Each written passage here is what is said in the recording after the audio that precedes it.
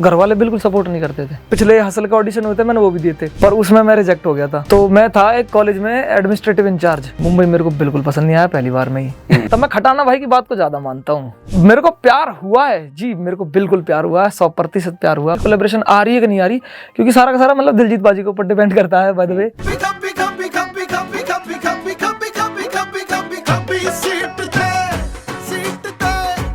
Radio city 91.1 FM से मेरा नाम है RJ Yuvi and welcome to brand new episode and brand new season of Yuvi the Khabbi seat. This is season 2 और इससे अच्छा आगाज नहीं हो सकता था, इससे अच्छी शुरुआत नहीं हो सकती थी। द मैन जिसने पूरे हिप हॉप सर्कल को एक नई अगर मैं बोलूं एक नई आवाज दी है, एक नया प्लेटफॉर्म दिया है। हरियाणवी रैपर्स में से अगर मैं कहूं, मैं पहले नंबर 1 बोलने वाला था, पर हम नंबर्स में नहीं जाएंगे। हम कौन सा लड़वाना चाहते हैं यार?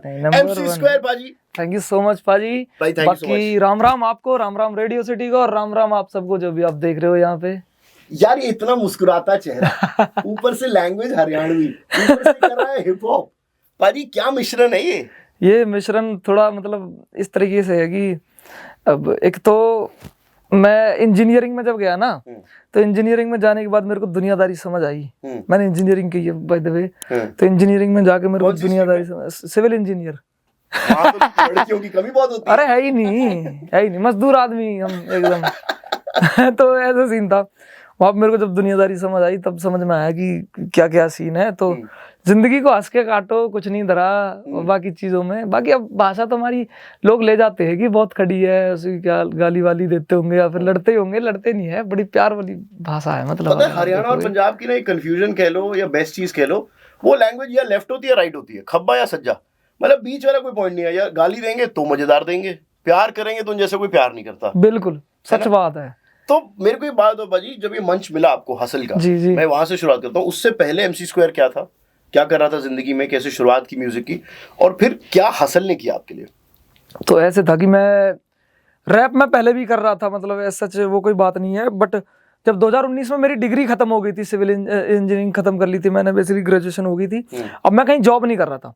घर वालों के था कि यार जॉब नहीं कर रहा, क्या करेगा, इसमें लगा पड़ा, रैप में लगा पड़ा है। तो अब थोड़ा सा मेरे को लगता भी था यार, कह रहे हैं क्या करूँ, पर मैं ये भी कहता था हाँ कर लूंगा, कुछ ना कुछ कर लूंगा, पर ये नहीं पता था करना कैसे है। मैंने पिछले 2019 में जब पिछले हसल का ऑडिशन हुए थे, मैंने वो भी दिए थे। अच्छा। पर उसमें मैं रिजेक्ट हो गया था। अच्छा। हाँ, और बढ़िया हुआ, मतलब रिजेक्ट हो गया था क्योंकि उस टाइम पे शायद मैं प्रिपेयर नहीं था। मेरे को लगता था उस टाइम पे मैं रैप करता था, एक्चुअली 2019 में मैं रैप करता था हिंदी में। 2019 के एंड तक आते आते मैंने करना शुरू करा था हरियाणवी में। हिंदी वाला वो रैप याद है? हिंदी वाले हाँ, मेरे अभी भी है स्पॉटिफाई पे। मेरे एक जगपाल नाम से है, एक हिंदी में रैप है। हिंदी में ऐसे रैप दिख जाएंगे, मतलब चेहरे गाना मैंने हिंदी में परफॉर्म करा था लाइक। सो अभी भी हिंदी में मैं लिखता हूँ, ऐसा कोई दिक्कत नहीं है वो। बस अब वही है, जिम्मा उठा लिया हरियाणवी कल्चर प्रमोट करने का पूरा तो करना ही है बस। तो फिर 2019 के बाद क्या फैसला लिया? 2019 के बाद पाजी ये था कि फिर मैंने जॉब करी एक जगह पे 2020 या 21 में, बेसिकली लॉकडाउन के टाइम पे। अच्छा। लॉकडाउन से जस्ट पहले थोड़ा सा। क्या जॉब थी? तो मैं था एक कॉलेज में एडमिनिस्ट्रेटिव इंचार्ज। अच्छा। हाँ जी, मुझे नहीं पता मैं कैसे सिलेक्ट कर लिया था उन्होंने, पर मैं कर लिया था। और कुछ नहीं करना होता था वहां पे, मैं बैठे ही रहता था बस। और मैं हो गया बोर, मतलब सुबह 9 बजे जाओ, शाम को आओ 5 बजे।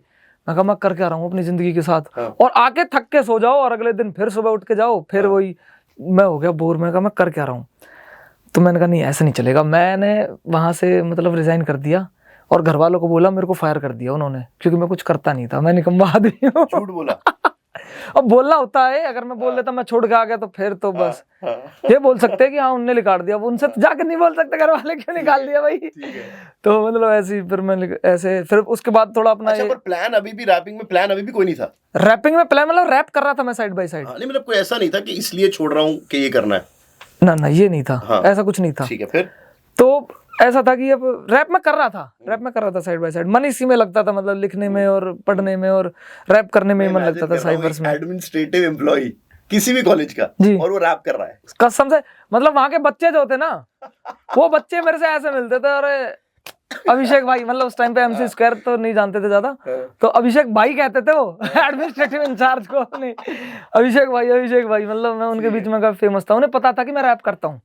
अब बच्चों को कहीं ना कहीं से पता चल ही जाता है, लेकिन करके उन्हें पता था मैं रैप करता हूँ। तो उनके लिए तो कूल हो गया ना एडमिनिस्ट्रेटिव इंचार्ज, कि तो कूल एडमिनिस्ट्रेटिव इंचार्ज है भाई। उनको 10 को बिठा के किया रैपिंग उनके लिए? अरे हाँ, कई बार कई बार मेरे गाने रिलीज होते थे उस टाइम पे, मतलब छोटे मोटे जैसे अपने मैं निकालता था उस टाइम पे, मैं पता चल जाती थी किसी न किसी बच्चे को, फिर वो कॉलेज में खबर फैल जाती थी इसमें कि भाई गाना है इनका, ऐसा सीन था। रिजाइन किया फिर रिजाइन कर दिया, फिर ऐसे लॉकडाउन लग गया था, फिर कुछ करने को था ही नहीं, फिर ऐसी बहुत बोरिंग लाइफ थी, एक तो लॉकडाउन की, कुछ हो नहीं रहा था। मैं अपने गांव चला गया था बाय द वे, गांव में बढ़िया थोड़ा जी लग रहा था। फिर उसके बाद हसल आया दोबारा, तो हसल के ऑडिशन दे दिए दोबारा, मुझे पता नहीं था हो जाएगा नहीं हो जाएगा, पर उनने फिर दिल्ली ऑडिशन में बुला लिया, दिल्ली ऑडिशन के बाद उन्होंने मुंबई बुला लिया और हो गया मतलब। पर घर पे बता के गए थे मुंबई जा रहे हो? नहीं, मैंने जब तक नहीं बताया था घर पे कि मेरा सिलेक्शन हुआ है कि नहीं हुआ। मैंने मतलब दिल्ली में भी जब मेरा हो गया था तो उनने मेरे को थोड़ी ऐसी आ गई थी पॉजिटिव वाइब्स कि हाँ मुंबई बुला सकते हो मेरे को, क्योंकि उन्होंने मेरे को मेरा पीआई वगैरह ले लिया था, पर्सनल इंटरव्यू वगैरह। अच्छा, पता चल जाता है तो मेरे को मुझ पे फोकस ज्यादा हो रहा है, तो मेरे को थोड़ी सी ना ऐसी फीलिंग आ गई थी, शायद है पॉजिटिव है। तो फिर मैंने जब एक दिन मेरे को कॉल आया कि आपकी टिकट मैं भेज रहा हूँ ट्रेन की, मुंबई आ जाओ, आपकी 2-3 दिन बाद की वो है ट्रेन है। मैं कहा ठीक है भेज दो। मैं कहा ठीक है, मैं और मेरे दोस्त हिमांशु, हम अगले दिन मैंने कहा लाजपत नगर से सस्ते कपड़े खरीदते बढ़िया बढ़िया से मुंबई जा रहा भाई पहली बार मुंबई जाने वाला था। अब कपड़े खरीद के आ गया और कपड़े खरीद ले आया, उस शाम को फोन आता है कि भाई अभी रुक जाओ, होल्ड पे है आपका खर्चा। मैंने कहा यहाँ तो खर्चा कर दिया भाई, यार तुम तो बड़ी वो करते हो। और मैंने कर दिया उस बंदे को परेशान। मैंने कहा भाई कुछ हुआ? मैं हर 1-2 घंटे बाद मैंने कहा भाई कुछ हुआ? वो खुद परेशान हो गया, करो क्या करूं, शायद इसी चक्कर में बुला कह रहे वो तो नहीं। पर एंड टाइम पे मतलब जस्ट एक दिन पहले, मतलब कल मॉर्निंग की मेरी फ्लाइट है, शाम को मेरे को फ्लाइट नहीं बेसिकली ट्रेन है, वो मेरे को शाम को कॉल आता है कि आपकी ना ट्रेन है कल सुबह की।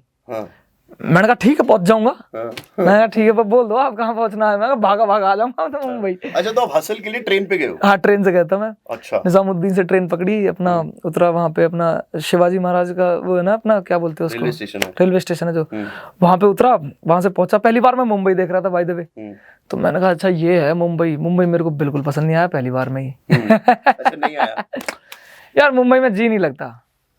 एक तो मुंबई में ना एक ना अजीब सी खुशबू कह लो या स्मेल कह लो, वो है जो मेरे को पसंद नहीं आई कभी। अपने यहाँ जो स्मेल आती है ना खेतों की आती है, जो होती गांव में, वो बड़ी खूबसूरत सी है। और वहाँ एक तो खाना भी मेरे को अच्छा नहीं लगा। तो स्टार्टिंग में तो बट ऐसा था कि अब मुंबई आया हूँ तो कूल तो था कि मुंबई आया हूँ, तो ऐसा था, बढ़िया लग रहा था, बढ़िया चल रहा था सब कुछ। पर जब धीरे धीरे बहुत टाइम बीतते चले गए, फिर मेरे को ये लगे यार अब मैं बोर हो रहा हूँ, मेरे को कोई घर भेज दो। मैं कहा मेरे को रोटी खानी है बढ़िया सी घने दिन हो गए अब मेरे को ये बड़ा पाव खाते खाते खैर। पर फिर वो ये मैं तो एक्चुअली आपको मुंबई की बात बताऊं भाजी, मुंबई का ना ये शहर का एक जो नजरिया है वो शहर आपको अपनाता है। बिल्कुल, ये सच बात है। शहर को जाके अपना नहीं सकते हो, ये मुंबई की खास बात है। ये तो सच बात है। मतलब अगर आप उसको 6 महीने दो, 8 महीने दो, मुंबई एक साधना है, मैं ये कहूंगा। अगर मुंबई एक साधना है कि तप करो तो मुंबई तुम्हें सफल कर देगी। तप नहीं हो रहा तुमसे तो दिक्कत है। मतलब मुंबई का ऐसा केस है थोड़ा सा। तो एमसी स्क्वायर का घर यहाँ तो पास में है दिल्ली में। हाँ जी। पंचकुला में घर ले लिया? पंचकुला में घर लिया नहीं है, अपना है, मतलब वहाँ पे। मुंबई में कब लेना? मुंबई वक्त की बात है एमसी स्क्वायर भाई, अभी नहीं, अगले साल नहीं, 25 में। मुंबई में वैसे एक घर लेके पटक देते भाई, है ना देखते हैं बाकी, मतलब जैसा बनता है, अगर मतलब वही है, ऊपर वाले की इच्छा है, जो होएगा देखी जाएगी बाकी। मेरे को ना एक बहुत आप ही की इंडस्ट्री के, हिप हॉप इंडस्ट्री के बहुत बड़ा नाम है, मैं नाम नहीं लूंगा, उन्होंने कहा था कि अगर इंस्पिरेशन चाहिए ना किसी भी आर्टिस्ट को, जरूर नहीं हिप हॉपर कोई भी लिखे, इंस्पिरेशन एक लड़के के लिए, जवान लड़के के लिए लड़की से ऊपर नहीं हो सकती लिखाई के लिए। अच्छा। चाहे वो दिल टूटने वाली हो, चाहे वो खूबसूरती पे हो, चाहे किसी पे हो। मानते हो आप इस बात को? मैं मतलब इसको नहीं मानता, मैं खटाना भाई की बात को ज्यादा मानता हूँ। जो है खटाना भाई, रॉकस्टार मूवी देखी है ना सबने? तो खटाना भाई कहते हैं दुख, दर्द, पीड़ा, दिल टूटना जरूरी है, और वो दिल किस तरीके से टूटे वो जरूरी नहीं है, तो कुछ भी हो सकता है। दुख दर्द होना चाहिए बस। तो एमसी स्क्वायर के पास दुख दर्द है? दुख दर्द मतलब दुनिया के पास दुख दर्द है, दुनिया मेरी, दुनिया के दुख दर्द मेरे। ये बातों में जीत गए, अभी क्या भी बातों में जीत गए। खटाना भाई है आपकी लाइफ में कोई? मैं उनको खटाना भाई कौन है? खटाना भाई तो सच मतलब खटाना भाई नहीं है, पर मेरी एज का ही है, मेरा दोस्त है हिमांशु है यहाँ पे, यही है खटाना भाई पर उसे मैं ज्यादा सिखाता हूँ, वो अलग बात है। ये उल्टा हो गया। चलो भाई, अभी हासिल के बाद जिंदगी बदल गई, सब हो गया। मुझे थोड़ा सा बताओ कि इस दौर में जब बॉम्बे से मैग्नेट की तरह ऑफर आते हैं, फिर शोज भी करते हो, फिर आपको ओरिजिनलिटी रखने के लिए ग्राउंडेड भी रहना है, अपने गांव में भी टाइम बिताना है, कैसे बैलेंस करते हो? गांव में वक्त मिल जाता है अब रहने का? गांव में बहुत टाइम के बाद जा पाता हूँ मैं, मतलब ये इस चीज का थोड़ा मलाल होता है मेरे को, पर वो ये है जब जाता हूँ तो मैं मजे से, उस टाइम पे मैं कुछ नहीं सोचता, म्यूजिक सब अलग रख दो। मेरे दोस्त है जो बचपन के, सब वो आ जाते, चाचा ताऊ के लड़के आ जाते और हम पहुंच जाते, मोटर बोलते हैं ना पंजाबी में, जैसे हमारे टूवेल बोलते हैं, टूवेल पे, तो टूवेल पे चले जाते हैं और वहां बैठते हैं अपना मस्त, वही नहाते हैं। अपने पंजाब में क्या बोलते हैं, हौदी कुंडी होती है उसको क्या बोलते हैं पंजाब में? हम मोटर कहते हैं, मोटर पे बैठांगे, मोटर जो उसमें जिसमें पानी भरते हैं जिसमें, हाँ तो वही, तो बेसिकली वही है, वही अपना नहाते हैं, वही अपना ज्यादातर टाइम मैं वहीं स्पेंड करता हूँ खेत पे। अच्छा, बहुत लोग नहीं जानते होंगे जो रागनी आप लेकर आए हो जी, ये क्या परिवार से थी या आपने खुद सीखी है? क्योंकि उसका फ्लेवर हिप हॉप के साथ डालना ये तो पहली बार ही कर रहा है कोई। तो ऐसे था कि रागनियों का शौकीन मैं पहले से ही था, रागनी सुनता था काफी, और ऊपर से जो मेरे नाना जी है ना वो एक सांगी थे। अच्छा। वो चौपाई करते थे, जब होली वगैरह होती थी तो चौपाई करते थे उसमें, तो वो सांग करते थे, तो तब से ही मतलब कहीं ना कहीं रागनी थी, मतलब परिवार में रागनी थी।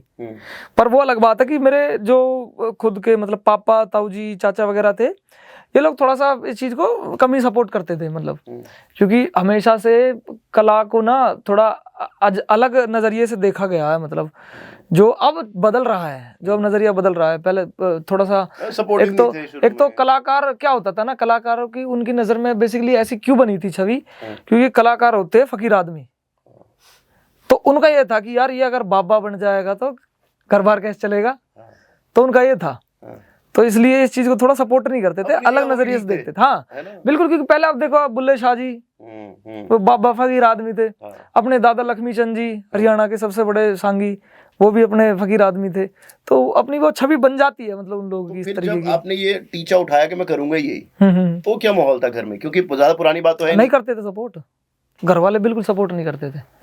घर वाले तो कह देते थे भाई तू देख ले, तू बड़ा जावेद अख्तर तू जो हो जाएगा, ऐसे कहते थे घर वाले तो।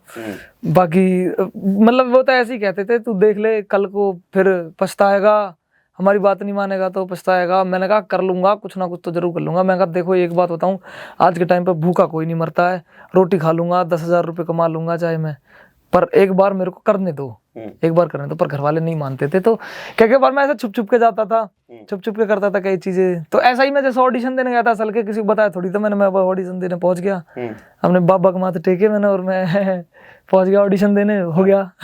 तो अब क्या रिएक्शन है उनका? अब तो बढ़िया रिएक्शन, अब तो बढ़िया रिएक्शन है। अब तो मतलब ऐसा है कि किसी ने तो बोला था, मतलब हमारी रिश्तेदारी में ही किसी ने पिताजी से आके बोला, मेरे बड़े पापा, मैं पिताजी बोलता हूँ उनको, तो पिताजी से आके बोला था कि यार आपको तो गलत साबित कर दिया इसने। तो वही है, फिर पिता के लिए बहुत बड़ी बात है। तो फिर वही है, फिर पिताजी बोल रहे थे चलो गलत साबित कर दिया पर बढ़िया है, कर लिया, अपने पैरों पर खड़ा हो गया, बढ़िया है। तो रिश्तेदारी से रिश्ते आने शुरू नहीं हुए अभी तक? ये तो बेस्ट टाइम होता है हरियाणा पंजाब में, लड़के ने नाम कमा लिया, रिश्ते तो आते ही है, रिश्ते तो आते ही है, नहीं तो रिश्ता की लैंड लगी रहे। पर तेरे चक्कर में पागल हुआ फिर रहा चोरा तो। ये कौन है ये भी बता। अरे म्यूजिक की बात, ये मेरे गाने की लाइन है, पता है मुझे, ये मेरे गाने की लाइन है जो आने वाला है। मैं सीधा सवाल पूछ लेता हूँ, MC स्क्वायर को प्यार हुआ है? मेरे को प्यार हुआ है जी, मेरे को बिल्कुल प्यार हुआ है, 100% प्यार हुआ है, मुझे म्यूजिक से प्यार हुआ है। मैं फिर से कुछ MC स्क्वायर को कभी स्त्रीलिंग से प्यार हुआ है? मैं बताऊं आपको, पुल्लिंग को किसी स्त्रीलिंग से प्यार हुआ है? मैं बताऊं आपको, हुआ ये था कि देसी जो है अभी कूल हुआ, देसी होना। अब जिस टाइम पे मैं था अपने कॉलेज में, उस टाइम पे देसी होना कूल नहीं था, और वो भी सिविल इंजीनियर था। वो भी सिविल इंजीनियर। तो हम क्या करते थे, हम अप्रोच भी करते थे ना, किसी को अप्रोच तो करते थे, ऑब्वियस सी बात है, अप्रोच करते थे तो उन्हें ये लगता था यार गवार लड़का है ये, व्हाट इज दिस बिहेवियर, वो वाली चीजें। तो ऐसे मतलब हम तो रिजेक्ट हुए हैं। तो ऐसा सीन था, मतलब कि अब उस डर से हम एक तो अप्रोच भी बहुत ही कम ही करते थे। हम ऑनेस्टली बताओ, हमारा अप्रोच करना पता क्या होता था, 1.5 साल तक बस फॉलो करा, उससे चूं भी ना बोली हमने। ऐसा अप्रोच करना होता था हमारा, 1.5 साल तक बस हम फॉलो कर रहे हैं, अब उसके मन में भी कुछ होगी, हमने बोली ही नहीं। तो ये चीज थी। कॉलेज वाली लड़की है जिसके अब DM आने शुरू हो गए इंस्टा पे? मैं ना इंस्टाग्राम पे DM मतलब बहुत कम देखता हूँ। क्या पता नुकसान हो रहा हो यार, क्या बात यार, ये भी हो सकता है, इतना जो ये भी हो सकता है, ये भी हो सकता है, पर शायद मैंने कहा यार अब अपनी जिंदगी में ना यार मैंने प्यार नहीं करा यार, मैंने म्यूजिक से प्यार कर लिया उसकी जगह, तो अच्छा हो गया मेरे लिए। पर तो मैंने कहा क्या जरिया पता, भी तो बन सकता है ना, किसी को आपसे मोहब्बत हो जाए। बिल्कुल ये बात भी है, बिल्कुल इस बात को मैं गौर करूंगा जरूर। पाजी इस इंटरव्यू के बाद सारे डीएम चेक कर रहे हैं, डीएम चेक कर रहा हूँ मैं। भाई मेरे को एक बंदे के बारे में आपसे पूछना पड़ेगा। जी जी जी। मैं सिद्धू मूसेवाला के बारे में क्या आपसे पूछना बात है, चाहता हूँ। मैं आपकी बहुत स्टोरीज देखता हूँ। आई थिंक जो इस रीजन का आर्टिस्ट है, मुझे लगता है कोई ऐसा होगा जो सिद्धू को पसंद नहीं करता। नहीं बिल्कुल कोई नहीं होगा मेमोरीज कोई। है सिद्धू कैसे जिंदगी में आया, सिद्धू कैसे फिर अभी आई एम श्योर आपकी जो प्लेलिस्ट अगर मैं निकाल के देखूँ आप सुनते हो, उसमें होंगे 2-4 गाने सिद्धू बाजी के। 2-4 मेरा फोन दिखाना है, एक सेकंड। तो बाय द वे ये देख लो सबसे पहले तो। वाह, दिलदानी माड़ा इज हिज फोन कवर। वाह। और फिर दूसरा ये देख लो वॉलपेपर। अच्छा, ये भी सिद्धू बाजी है। हाँ, और फिर प्लेलिस्ट अब भी अगर राइट नाउ मैं खोलूंगा अपना स्पॉटिफाई तो देखो सबसे ऊपर कौन है। तो मैं इधर करके ये जरा कैमरे पे दिखा दो। Sidhu Moosewala, this is Sidhu Moosewala again. Moosetape भी है और ये गाने जो हैं, देखो अब डाउनलोडेड में दिखाता हूँ मैं आपको कौन है मेरे डाउनलोडेड में। अच्छा सिद्धू मूसेवाला, ये सब है। तो भाई कैसे हुई मोहब्बत सिद्धू मूसेवाला से? तो भाई ऐसे था कि मैं ना बहुत रिलेट करा था मैंने इनसे, मतलब पहले तो नहीं, एक्चुअली मैं पहले इनके कल्ट में नहीं था, मैं ऑनेस्टली बताऊं। लाइक जब मैंने पहला गाना ऑब्वियसली मैंने जी वैगन सुना था, क्योंकि मैं म्यूजिक सुनता था। हमें पता रहता है, मतलब जो म्यूजिक इंडस्ट्री में उन्हें पता रहता है कि यार कौन नया आर्टिस्ट है, किसका क्या गाना चल रहा है, तो ये पता रहता है। सो जी वैगन गाना आया था इनका, वो सुना था। फिर सो हाई गाना जब इनका आया था ना, तब सबका फोकस चला गया था कि कोई नया आर्टिस्ट है भाई। और वो कनाडा से किया था उन्होंने। हाँ, वो कनाडा से किया था, बड़ा एनर्जेटिक आर्टिस्ट है, मतलब ऐसे ऐसे था। तो वही सो हाई काफी चला था, सो हाई गाना।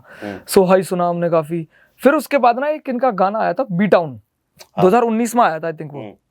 तब मेरी सारी छवि चेंज हुई थी कि यार ये बंदे कनाडा में रह रहा है ये बंदा, और ये हिप हॉप कर रहा है, पर ये बातें रूट्स की कर रहा है। अगर आप देखोगे, अगर आप ध्यान से देखोगे, रूट्स की बातें कर रहा है। सही बात है।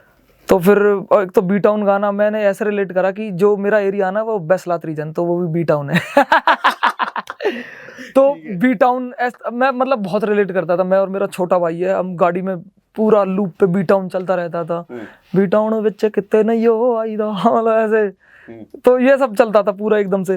फिर उसके बाद जब मैंने उनकी आगे की जर्नी देखी, जब वो वापस आए यहाँ इंडिया आए, फिर उनने जब क्या नाम है गाने बनाए, रूट्स, बिल्कुल रूट वाली बातचीत करें जब हिप हॉप में, तब मेरे को आया कि यार मेरे को यही करना है, मेरे को हिप हॉप करना है, पर मेरे को अपनी रूट्स की बातें करनी है, अपनी लैंग्वेज के थ्रू करनी है मेरे को। तो वो मेरी जिंदगी में ना बहुत बड़ी इंस्पिरेशन कह लो। मतलब आज अगर MC स्क्वायर लंबड़दार है ना, जो मतलब वो हरियाणा रिप्रेजेंट करता है, तो वो कहीं ना कहीं सिद्धू बाजी की वजह से है। तो इसलिए मेरी ज़िंदगी में मतलब बहुत मानता हूँ मतलब मैं उनको।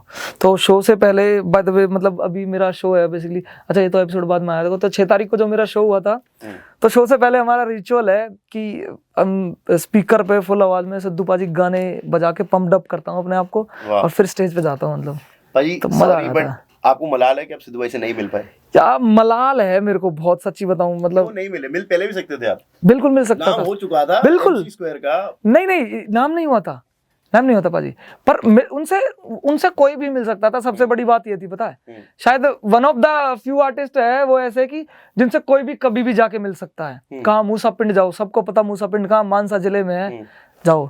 कभी मौका बनते बनते रुका है कि नहीं? नहीं, कभी बना ही नहीं। ये था कि बस जब बन जाऊंगा ना कुछ खुद, तब जाऊंगा उनसे मिलने। ऐसे नहीं जाना मेरे को कि मतलब जाना है और आ जाना है, मेरे को जाना और छवि छोड़ के आनी है उनके ऊपर, ऐसे था।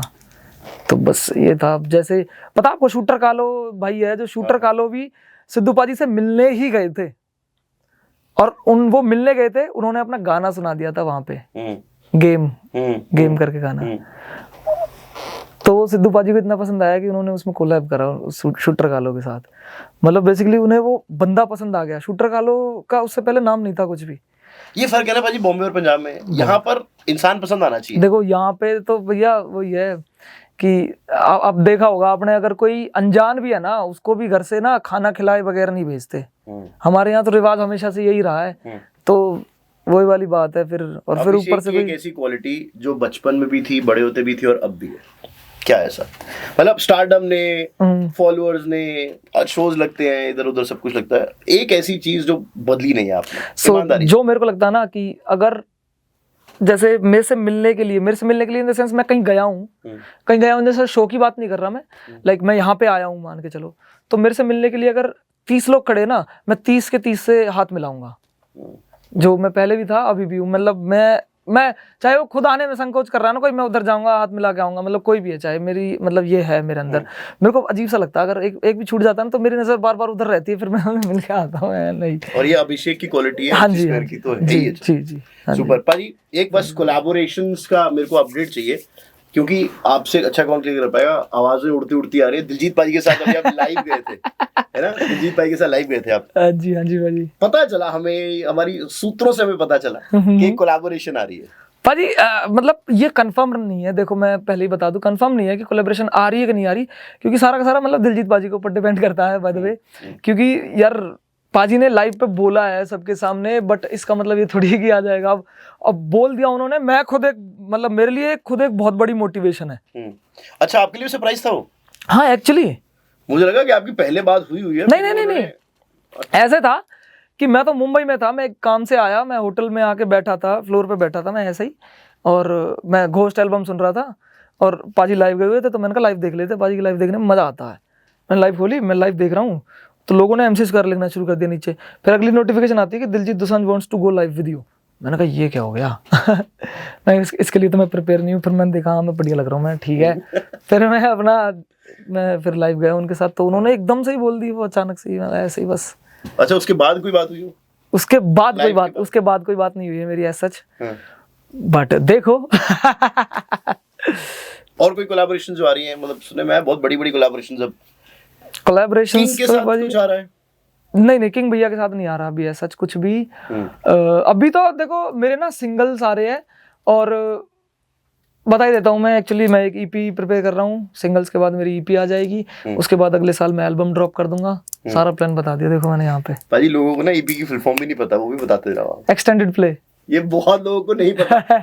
ईपी आ रही है सब कहते रहते हैं। सो बेसिकली एक्सटेंडेड प्ले का मतलब क्या होता है, एक सिंगल ट्रैक है, और एक्सटेंडेड प्ले अगर 2 ट्रैक भी हो गए ना, वो भी एक ईपी है। समझ रहे हो आप कि एक्सटेंडेड प्ले, सिंगल से एक्सटेंड कर दिया है एक प्ले, तो वो एक्सटेंडेड प्ले हो गया, जस्ट ऐसे ही। ठीक है, थोड़ा सा मैं और बता देता हूँ इसमें कि जब आप किसी लेबल के पास गाना लेके जाते थे, तो एल्बम में पूरी नहीं सुनता था, 12 4 5 6 सुनते थे। बिल्कुल तो जो 4 5 गाने सुनाते थे, उसी पे एक लेबल फैसला ले लेता था कि अरे ये हम एल्बम कर रहे हैं कि नहीं कर रहे। वो 5 गाने चुन के उसको ईपी कहते हैं। एक भी नहीं है और एल्बम भी नहीं है, एक्सटेंडेड प्ले है। Extended play. पाजी बहुत अच्छा, मैं जल्दी आपसे एक बार रैप की फुल फॉर्म भी पूछ लूं, लोगों को रैप की फुल फॉर्म भी नहीं पता। सो रैप की फुल फॉर्म अगर मैं बोलूं, जो मतलब यार मैं ऑनेस्टली बताऊं, रैप की फुल फॉर्म जो ये सच है कि नहीं है, रिदम एंड पोइट्री, वो मुझे नहीं पता, but by the way rap जो मैंने पढ़ा है ना बहुत पहले, सो रैप का मतलब होता है टू चैट। रैप एक अफ्रीकन वर्ड है, आई थिंक, जहां तक मैं श्योर हूं, रैप एक अफ्रीकन वर्ड है जिसका मतलब होता है टू चैट। चैट करना इज मतलब रैप करना। सो वहां से निकला। सो जब आप देखोगे पहले जो करता था एमसिंग, जो करते थे वो चैट करते थे लोगों के साथ, एमसिंग करते हुए, इंटरेक्शन की बात है एक्चुअली। सो रैप निकला ही वहां से, टू चैट।